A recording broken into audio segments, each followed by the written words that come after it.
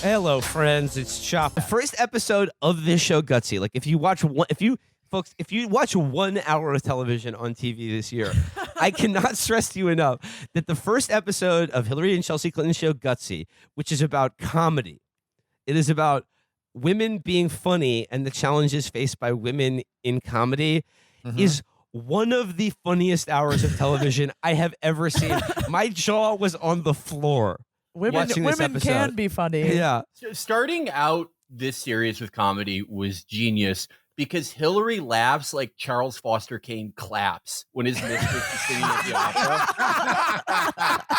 opera. Like they're like, it feels like a quarter of this episode is them just like watching like shitty stand, like they go see stand up and stand up on earth. And it's like it'll be like a woman comedian who's up there and she'll be like, I got promoted to team manager, but on LinkedIn I found out that the previous person who had this job, who was a man, made more. And that's called a woman's promotion, like something like that. And Hillary is just sitting there, like laughing, like when the Velociraptor gets to the car in Jurassic Park. Did you notice that they were wearing masks? They were the only two wearing masks in the comedy club. They're the only ones in the club. To hide the fact that they don't know what to do with their faces while comedy is happening. Like, the rictus was probably too unsettling, so they just said, "Hey, give them masks." So it looked like they got hit with the Smilex. Yeah. The structure of this show is very confusing because it's not like they blend everything together. It's not like three. It's just like it bends time and space around Hillary and Chelsea. It's a liminal zone where and also like location. It's like you jump around of your life. Within the first 30 seconds of the first episode, they are in Paris, New York, and Philadelphia in a mind-bending these short amount of time. It feels like the beginning of like a shitty action movie where it's just like establishing shots of like Dubai, the Gray Man, Amsterdam, like as many world capitals as you can get in. She's like Dr. Manhattan, but she can get to any location at simultaneous spots on the timeline to like nod along when someone describes being like beaten with a mallet by their stepfather. Yeah, she's always doing the same pleasant smile and nodding along. So the first episode about women in comedy, it features sort of a round table of women stand-up comedians at Caroline's in New York. It features them going bowling with Wanda Sykes. Yep. And then, best of all, it features them going to clown college in Paris. Don't forget having tea with Amy Schumer. Oh yeah, yes. Also having tea with Amy Schumer. Tea with Miss Schumer. So this episode, keep in mind, this episode is about essentially can women be funny? At one point, they dig up the corpse of Christopher Hitchens and pelt rocks at it. It begins with Hillary and Chelsea sitting on a park bench in Paris and going, "I love here being in Paris." And then they start talking about how much they love knock-knock jokes in their family. Oh, my God. The relatable thing that families love to do, tell knock-knock jokes to one another. And he goes, we told so many knock-knock jokes. And then, how can laughter change the lives of women? And then, Chelsea, Hillary Clinton, or was it Hillary or Chelsea who drops this joke? She says, "Why are there so few knock-knock jokes about America? Because freedom rings." I can't even fill that dead air. Like it's that like deathly unfunny. And later on, they cut back to like the same scene of them telling knock-knock jokes, and Chelsea tells the European one, Hillary. That was Hilda. Hillary does, and Chelsea says, "This is undignified," and I was just like, "Yes, this whole show is like this is a big blinking arrow." It's interesting for Chelsea to say that that's undignified because every time they meet a new person, her introduction is always like, "Here's a story about why I suck." Like every scene with her is undignified because they'll meet whether it's Megan Thee Stallion or fucking Amy Schumer or some woman who she got run over by a steamroller by Harvey Weinstein and totally flattened, and she's shaped like a manhole cover, and they're holding a mic up to her. Chelsea starts out by being like, I tried to rap once, and I was chased by the Black Student Council at Oxford. Or like, You know, this reminds me of don't when need a- Rush Limbaugh made fun of me. Right. Okay, She so, like- starts out that thing by being like, I love that scene where they talk about like how comedians make fun of her and like Rush Limbaugh made fun of her and how it like made her not like comedy, because she goes like, I've always, and then I think it's Amy Schumer goes, people always made fun of how you're ugly. Like she automatically gets why she doesn't like it. Okay, in the Carolines roundtable, Yeah. when like they're sitting around with a bunch of these like women stand-up comedians, they just saw their sets and they're just like, so what's it like to be a woman comic or whatever? gal. So and then Chelsea says, I've always had a different perspective on comedy because SNL made fun of me. So she was like I grew up with a different perspective. Like I didn't think comedy was okay or funny.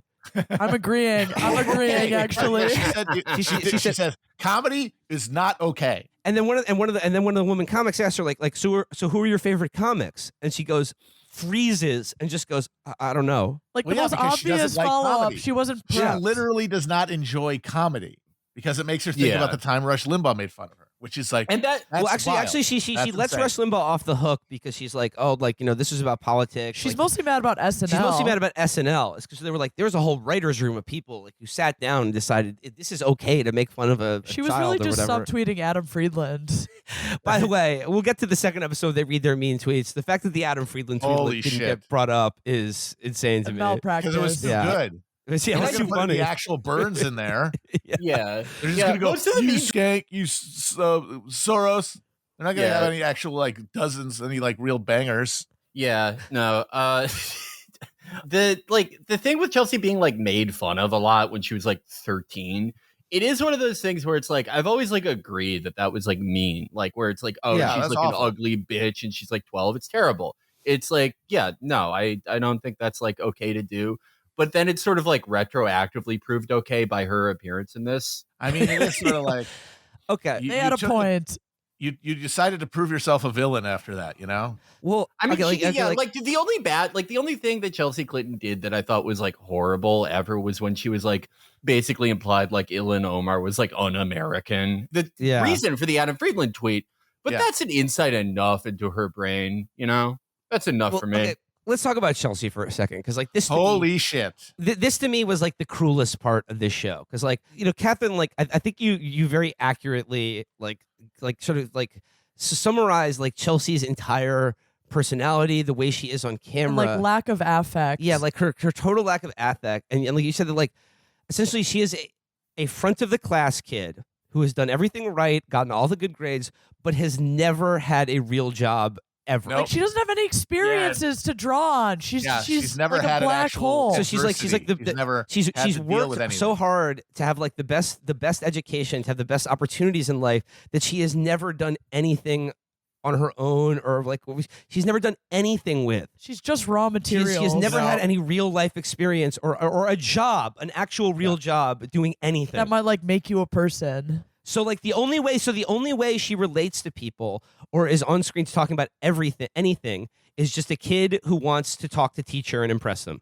Yeah. Yeah. Oh, that's it. That is really it. Like, ooh, like, okay, I won't talk to these kids. I'll have this conversation with Miss Hannigan here. Yeah, She'll tell me I'm she good. like she makes Teddy Kennedy's she makes it seem like Ted Kennedy lived the plot of David Copperfield. Here is the sadistic thing about the show that I was like astonishing. 'Cause like obviously this is a vanity project for Hillary and Chelsea.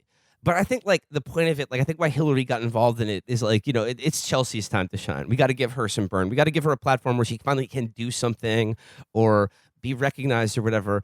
But you watch these episodes and like the amount of time in which Chelsea just completely disappears and is eclipsed by her mother is astonishing. Like I would be like, watching this show, I'd be totally out of it, like transfixed by the horrors I was watching. And then Chelsea will show up on screen or say something again. I'll be like, what the fuck? Where'd she come from? It She's just a was like, complete zero. and the fact that her mom put her in this situation to be like, Chelsea, it's your time to shine, and then talks over her the entire time and just essentially has her there, like not even as a sidekick. Feels like a cruel She's there as a charade. comparison. She is there to be less charismatic than Hillary. She's there to make Hillary look good. Like Hillary Absolutely. is, as we all know how Hillary is like very unappealing in her affect. next to here, Chelsea- she's positively jocular and human, and charismatic compared to Chelsea. I wanted to get to like some of the things that the women comedians said though at that Caroline's round table. Yeah. So I liked there's like a ton of like things you would expect, like just the usual on like being a woman professionally, being a woman in comedy. But I liked when one of them said like, I think about what I'm gonna wear so much and like how I'll look, and male comedians just like throw on whatever. And like, okay, that may be true about like Rodney Dangerfield, but male comedians are the most self-conscious, like fucked up people ever. They all have body dysmorphia. They all have body dysmorphia, and they all kill themselves picking like the most ironic but not trying too hard T-shirt from Goodwill. You're gonna tell me comedians do not agonize about their fashion choices? Have you met Mr. Steve Harvey, man? Yes. Yeah. Oh my God. Yeah, they're talking about white stand-up comedians because like they're basically talking about Louis C.K. They're talking about Louis C.K. because he can just wear a T-shirt. Yeah, that's what they mean. And by the way, the fact that they didn't interview Louis C.K. for this episode is a malpractice to me once again. How fucking cool would it have been to have Hillary and Shell Dog sitting down with Louis for his first TV interview in a long time? She could have thanked him for his endorsement in 2016, which he did. He endorsed Hillary. He had he endorsed Hillary with this tortured analogy about how a plane needs both wings to fly. Yeah, exactly. Yeah, it's just absolute bird brain shit. And that's what makes it so funny that he's become like a cool alt, like anti-establishment comedian now to these people, like a hero. Like he was always a fucking soy lib, man. Always.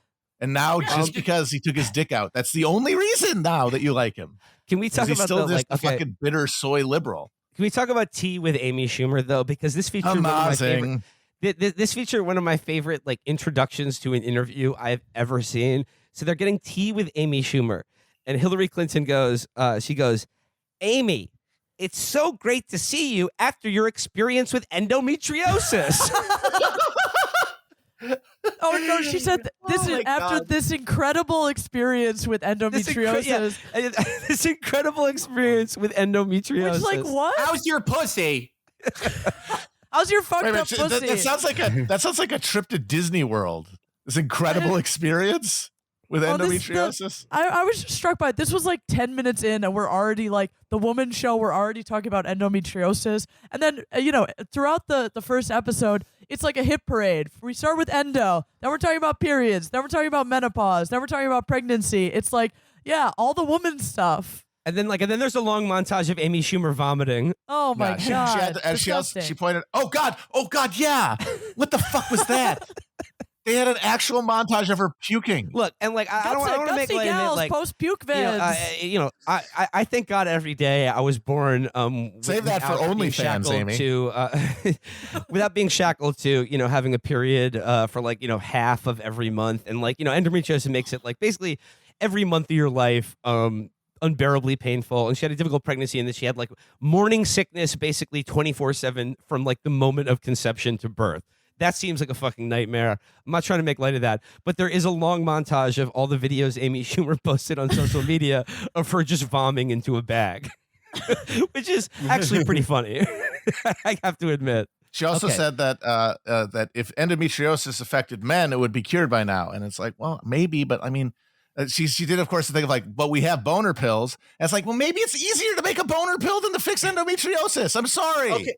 Yeah, she said, well, like her thing about boner pills, she actually talked about another Adam Friedland connection. They obliquely reference, I'm not saying Adam NTD, I'm saying that there's a reference to Blue Chew.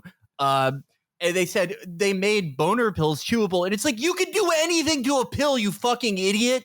You can, they put an ultra hard coating on Oxycontin 80 milligrams. Like all that work that they do on that to make it chewable, that's not done by the scientists. That's done by the marketing department. No actual doctors are used up doing that. And they didn't do that. They didn't do that because it's like, take this, you dumb bitches. Yeah, nothing for endometriosis you could chew. Like it's just like an insane, yeah. And also, as Matt said, very easy to make a boner pill. You're just like you're increasing blood flow. Right. It's kind of like sort of works kind of like how a popper does or any type of upper. Whereas with endometriosis, you have to do all this shit to the fucking uterus. I don't even know how that works. Would that be an upper or a downer? I don't know. And I'm in charge of making their pills. Felix. Yeah. Felix is head of the Pfizer pussy division. Yeah. I'm working really hard. I didn't like what she said about me. Okay. Can we now transition to the segment of this episode that I think was like honestly one of my favorite moments I've ever seen on TV. This is the section in Paris where they go to study at a clown college. Clowning around. And she's like, okay, Hillary introduces it by saying, Paris is the world-renowned home of clowning. Okay, but like, okay, I'm not talking about the segment where they're actually doing like clowning and they put like red noses on. And they do pratfalls and slapstick or whatever.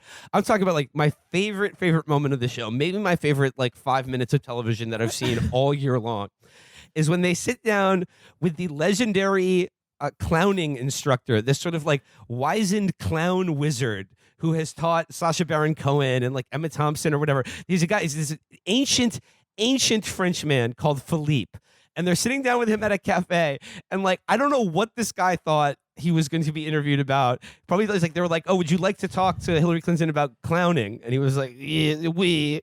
And then they sit down. This guy's like hunched over this old wizard, and they're like, "You're one of the greatest clowns of all time." But like, what is it like? How can you be a clown? I'm like, what do you think about clowning for women? And he's like, "Clowning is very dangerous for the women."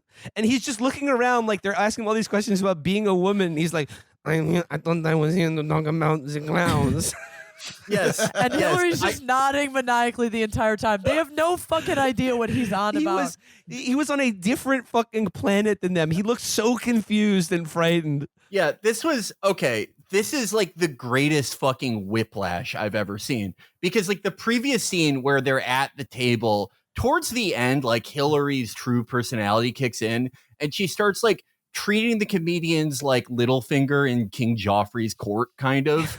Like she starts like sort of like torturing them a little bit, where she's like, "Oh, do you ever like feel fat when you want to go on stage?" Like just being the mean person she is. Yeah, like asking the fat one. Yeah, and then I'm sure people call you a towel head when you get on stage. yeah, exactly. But then you are instantly transported overseas. And I wrote this down as they talk to a creature who is 80% mucus. Like this guy's government classification on his ID in France is occupation grotesque. He looked like the first pedophile who like bit all the other pedophiles to create pedophile. The guy who invented pedophilia. But I mean, like, look, I don't want to slander the Grand Master Clown of France. You know, we can't slander the clown man. He's the I don't want to slander the clown man. personification of Me Too as a concept. He's like 89 years old. He looked bewildered and terrified, and he's just like, the thing about being a clown is that you have to be. It is a mistake, and it is the mistake into being the tramp or whatever. And then they're just like, what about being a woman is different for a comedian? And he's just looking around nervously, going, I know about the clowns. I don't know why. Well, they also have like a woman clown there. The woman clown who feels Chelsea's tits. This is the best part. Oh my God. Yeah, not only is it very clear that like the OG clown instructor like does not think that she is a funny clown. She's an affront to clowning. But like when she engages with Hillary not Hillary, Chelsea, and literally gropes her, which you could tell from Chelsea's face, she did not know she was committing to being groped when she allowed that to proceed. So the setup here is that they're next to the clown wizard, and then this other woman I've never fucking heard before, who's a woman clown. And she's a legendary lady clown. She's a legendary lady clown. Wherever they perform. Is that she does like a gender swapped clown performance where she's sort of like the classic, clownish tramp figure. She's in drag. Yeah, and then like she says she does a thing in her bit where she'll like approach a woman in the front row and like leer towards her, hands spread out to like lean in to just get grabbed. Does the Al Franken? Yeah, yes, she does the Al Franken maneuver, and then she pauses at the last minute to like ask consent to be like, can I? And then she's like, yeah, like I'm just sort of like, like making people uncomfortable or like living in the silence, the moment, all this, pretentious bullshit or whatever. And then she does it to Chelsea, and she leans forward and she's like, can I? And Chelsea goes, yeah, okay. I think totally not thinking she would actually go through with it. And this woman then follows up, leans in, and gives both of Chelsea's breasts a honk. She gives him a honk, and then Chelsea, like, because she knows she's on camera and she's playing along with it, she's like, she's like, that was the first time someone touched that area other than my husband. My area. My objects. my area. Oh, my God. She was not having a good time. That was, I mean, like, this entire segment is insane because, like, we kind of brushed over France, the world famous, like the epicenter of clowns. Like, I don't think that's the first time. I thought Washington D.C. was the clown capital, but I guess it's But it's like this like the clown expert. I don't know who found him. Presumably, whoever that is getting like they went under a bridge. Yeah, They answered 3 of his questions. His riddles when they brought him into town on a fucking giant portobello mushroom. They're plying him with mulled wine and pipe weed. Yeah, like large gold coins in a sack. I was imagining like the movies that guy must have been in France in his prime, and I just like probably half of them take place in the Holocaust. Probably like half of them. He's probably made the same movie like 50 times, like the movie they kept making in France, where it's like, oh, what if a clown was in Auschwitz and like cheered up everyone? It's like just like some weird, like weirdly like pro Vici movie where like after the post credit scene is like the concentration camp guards. They're shown in like Spandau prison, and then they're like doing some of the clown's bullshit to show that like humor can rehabilitate. That's probably he was probably in like 170 of those movies. Okay. I cannot stress enough though, just the visual gag of Philippe the Clown Wizard hunched over, eyes darting around in absolute terror, sitting at a cafe, being asked questions that have nothing to do with clowning. Like they captured him in a giant mason jar. Like he was flitting around. He was flitting around a flower, right? And they just got him in the mason jar. Now he's just terrified. They got to put a leaf in there. They did not poke enough oxygen holes in the lid. No, it shows like how like just nothing the premise is, how just empty all of this is. Yeah, the fact that you can get, the fact that you can get like a once respected clown with Alzheimer's and like have Hillary. Are we and talking Chelsea Hillary Clinton, folks? Just have that you have this like horribly like confused man, this poor man who just like wants to talk about the time that he like stuck his seltzer spray down Mata Harry's pussy, and like nothing to do with the premise of like how like women brave women, gutsy women, brave outfits, brave children, pregnancy brave womb endometriosis. That you could just say all the shit that Hillary says to like everyone she encounters, and it still feels like more or less the same as every other segment, you know? It's all interchangeable. Yeah. Like I can't stress to you enough that like probably a third of the screen time in any episode of this show is dedicated to just cuts of Hillary just sort of like nodding sagely with a wry smile as she like the Chinese cat. Like, yeah, exactly. But like does not relate in any way to what's being told to her, like the person at all. So like she just like, that's the program she runs in her head when she just zones out. It's just sort of like this wry smile and nod. And even if she's listening to something that you shouldn't be smiling and nodding at, like it's her only in her brain is the Homer Simpson ukulele playing cow. Or she's just fantasizing about doing a Vince Foster to Bernie Sanders. I want to get back to like then they cut back to the Caroline's round table. and I want to get into a line that made me like do a spit take because of how funny it was. So like she's talking to this group of women comedians, and she's going to like, you're breaking barriers about you're breaking barriers about disability, and then she turns to Lori Kilmartin, which is the only one of these comics I've ever heard before, and she just goes, "But you're breaking barriers with death. How funny is that?" No one can say Hillary isn't funny. Like that line delivery is incredible. Yeah. How funny is that? How funny is that? Oh my And okay, like, and here's How funny another is death, folks. here's another big, like, in the segment with Wanda Sykes.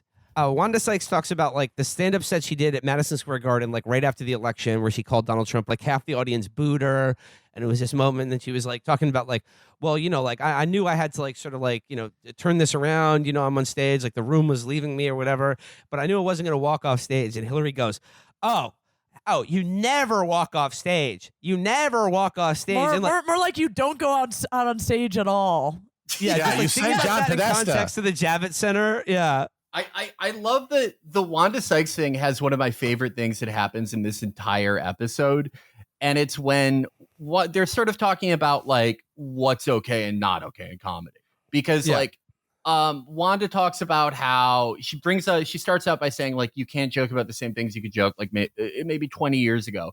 And Hillary immediately in one of her first genuine moments of this entire thing goes like, "Oh my God, yeah, like it's completely not okay to talk about all these things that it was like understood to be okay as subjects of humor," or whatever tortured way she would say it. Because she is at the end of the day a 73-year-old lib. She has the opinions that someone of that age and like of that generation would have.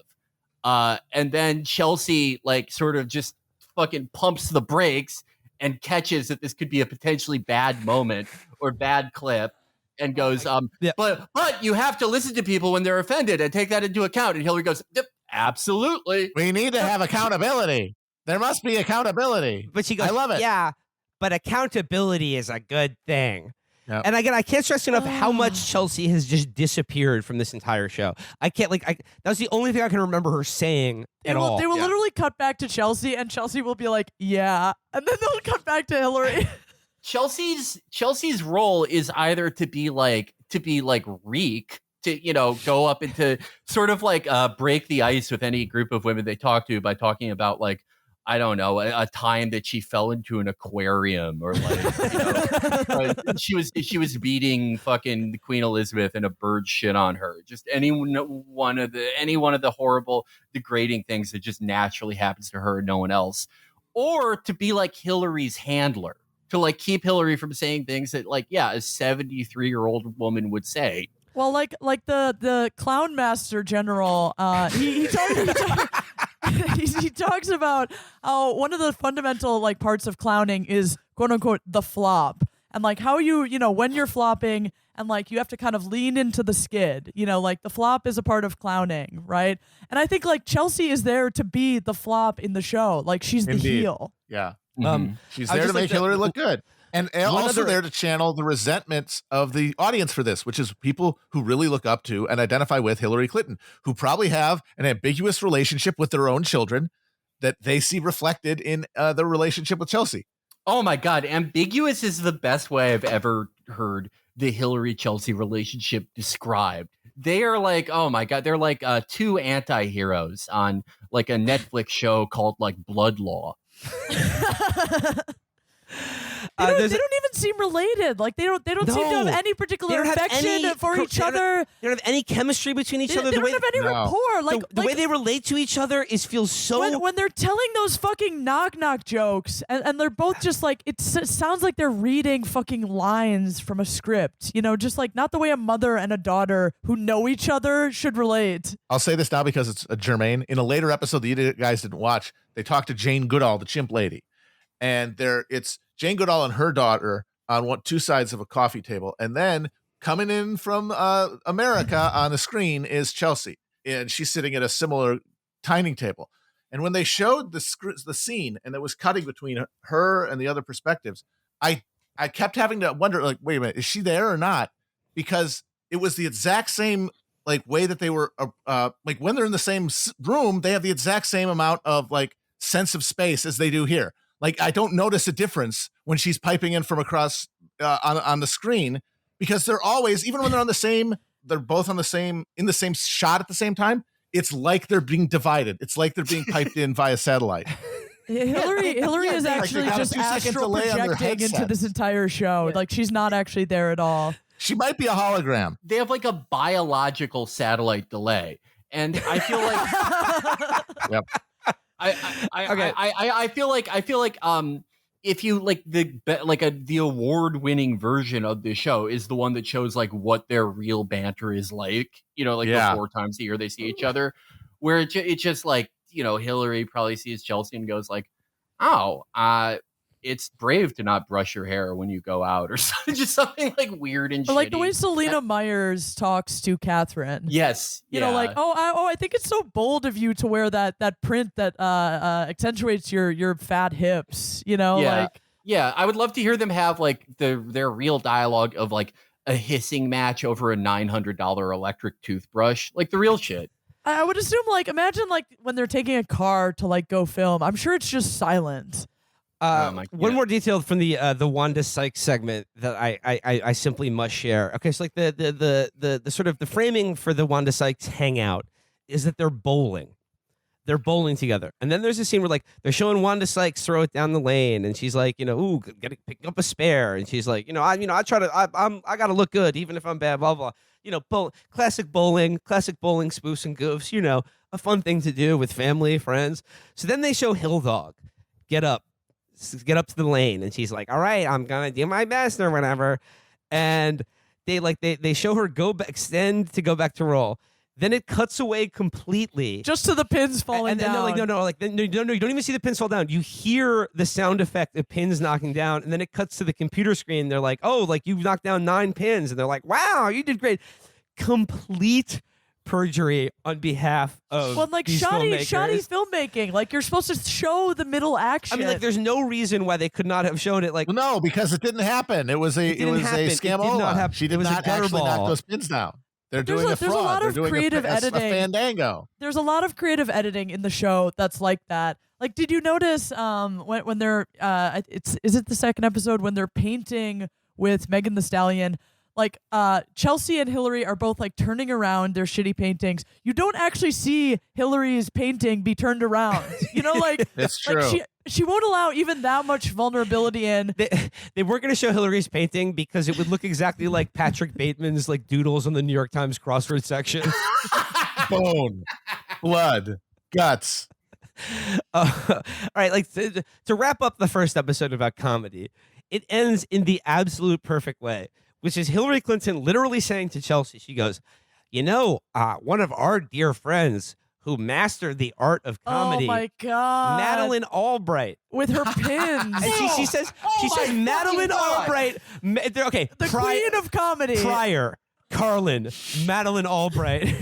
This, I was, in a state of horror and delight throughout all of this until this scene, which, shades of Chrisman on McArdle many years ago.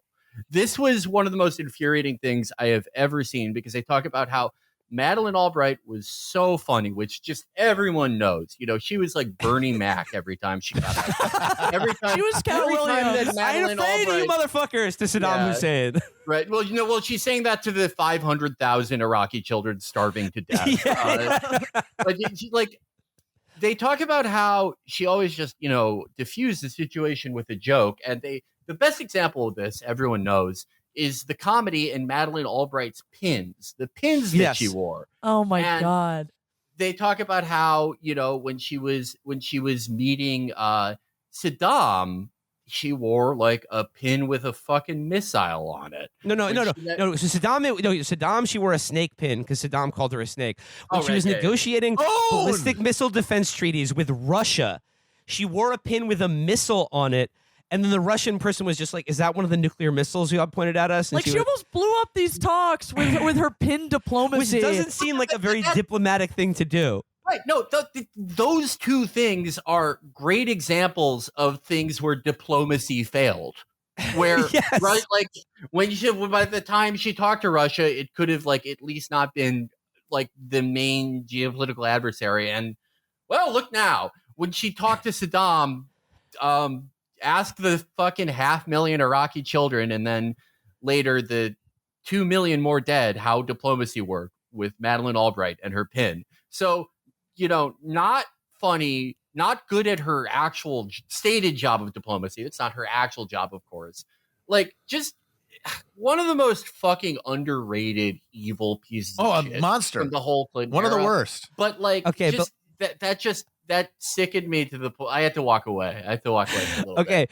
But the episode ends with just a still image of Madeleine Albright, and it says dedicated to Madeleine Albright. But then as the credits roll, this is maybe one of my favorite parts of this episode. As the credits roll, they play a montage of Madeleine Albright's jokes. Oh my God. That are like, this is supposed to demonstrate her mastery of the art of comedy outside just the pin she wears to fuck up very important diplomatic summits. They cut to, it's her on Colbert, and she's sitting there and she goes, when I came here today on the train, someone offered me a wheelchair, and they said, would you need a wheelchair? And she said, no, I'm going to kick ass on Colbert. That's not a joke. That's not a punchline. Okay, this is Stephen Colbert. This is like, late night TV comedy. Like, even Fallon could not have mustered a pity laugh for her. Colbert literally just says, oh.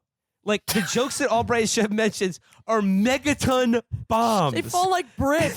They fucking land like a lead balloon. Bomb city. It is bomb after bomb after bomb. She could not even wring a pity laugh out of Stephen Colbert. She like is the not getting softest booked interview on the next for her. open mic. Oh my! The man who is always crying.